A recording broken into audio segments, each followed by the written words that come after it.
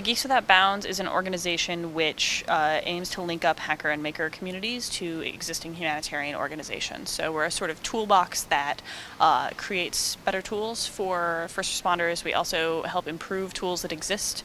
We hold a lot of events, so Geeks have a way of getting involved with disaster response and also developing world problems.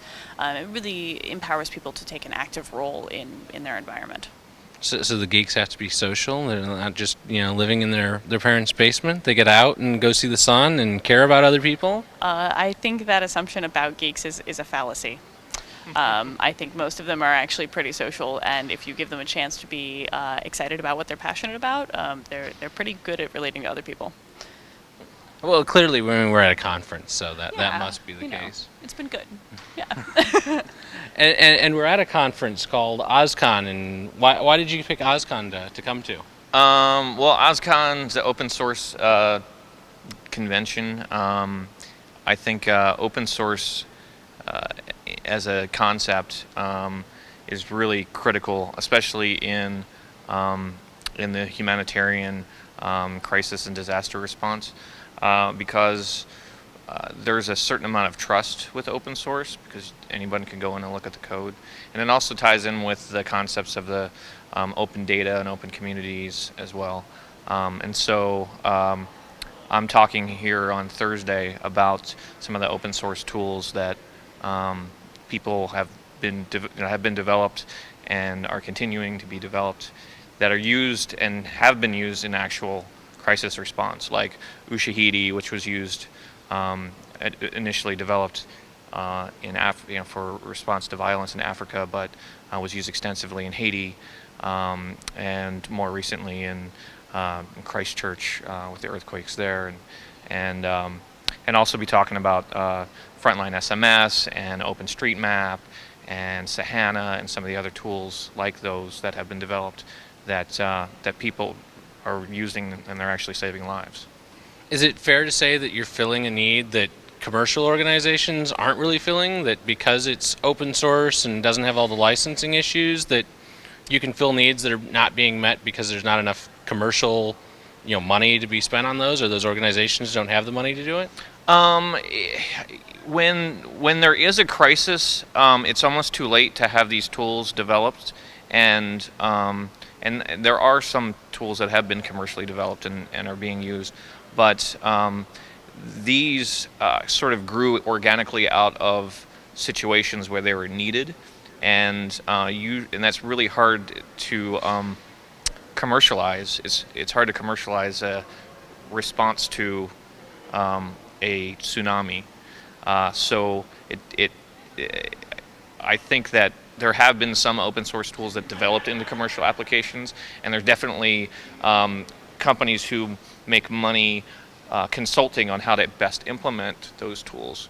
But I don't think that that necessarily replaces a commercial application. They're different needs. It's also that the open source community is used to getting involved, and they already understand the mechanics of a lot of the tools that have been built and how to take an active role in building new ones. And so just the mindset itself of open source is what leads volunteer efforts, because everyone can do something. And you're having quite a few events coming up where you're going to be doing hackathons and building tools and speaking to the open source community and other communities, because I got a nice little responder mail that says, I'm never going to be home again, and so track me down. And so where are you going to be? After this, I'll be in Detroit for Maker Faire. So we'll be doing Space Camp, which is all the attending hacker and maker spaces will be in one area, so the facilitators can get to know each other and we can brainstorm on some things that we can build with each other. There will be a panel about Geeks Without Bounds and the making with purpose, so creating things that don't just have blinky lights, but now what can you do with that? So things like SafeCast with the radiation detector built off of an Arduino is brilliant, and so there's that, and then we'll be in at DEF CON, where I am not speaking, but I will be infecting brains, which is what I do. And then Berlin for Chaos Computer Camp, which is what spawned it happens every 4 years. Last one was in 2007. It's what spawned the sudden influx of hacker and maker spaces in America. And so kind of giving an overview of what we've been up to and how, while we're not as political as spaces in Germany and the UK, we do have purpose. Like we are doing things that help other people, and how we're tying that into education. Then I'll be at Uncivilization Camp, which is basically the world is ending, but what are we going to do about it? Very pessimistic, but very intelligent people. Then I get to come home for 3 days before I go to Burning Man for my first time, which will not be work. And though I'm sure. We're doing an open source project as part of Burning Man. So Voxeo is partnering up with OpenBTS. They have the GSM stack that is open source, and they've brought OpenBTS to Burning Man for a number of years now, to let people communicate on the playa.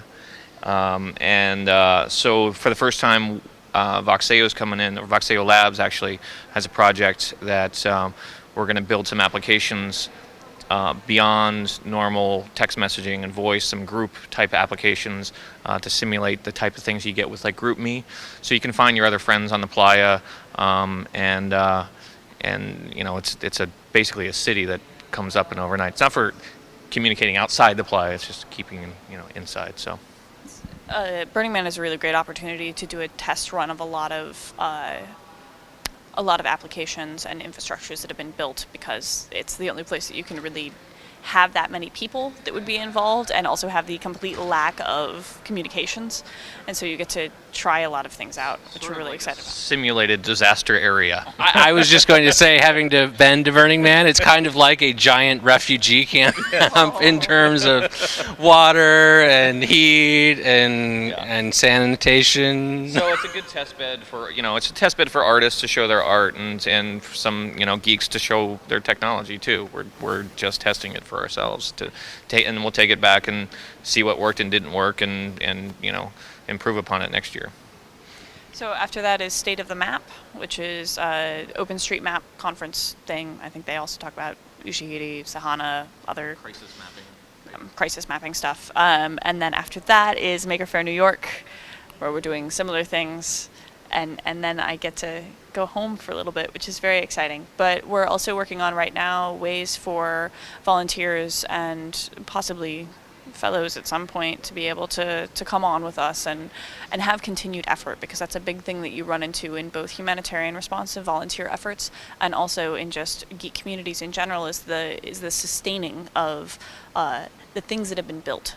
And so that's one of the things that inspires me so much about OSCON, is that these are open source tools that a lot of people have started participating with on a whim, or because they wanted one thing built that was very specific, and have created whole communities and operating systems and everything else on top of. And those sustained efforts are what we can use in the future to better deal with living on a planet that moves.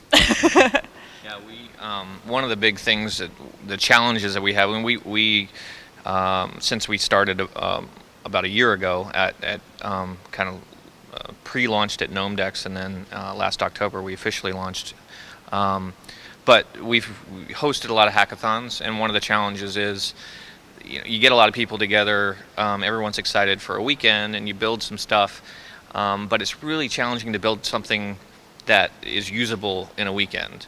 So the challenge that we're facing now is how do we bridge between the hackathons and keep projects going? And it's a very similar challenge that the open source community has.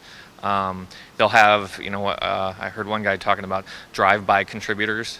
So, and then he was saying it's really hard to build. You can't really find a successful open source platform or application that was built that way. You really need long-term contributors who can contribute resources and time and brain power over long periods of time. And so we're trying to tackle that more on a structural level, so the hackathons have more value and more meaning in the long term.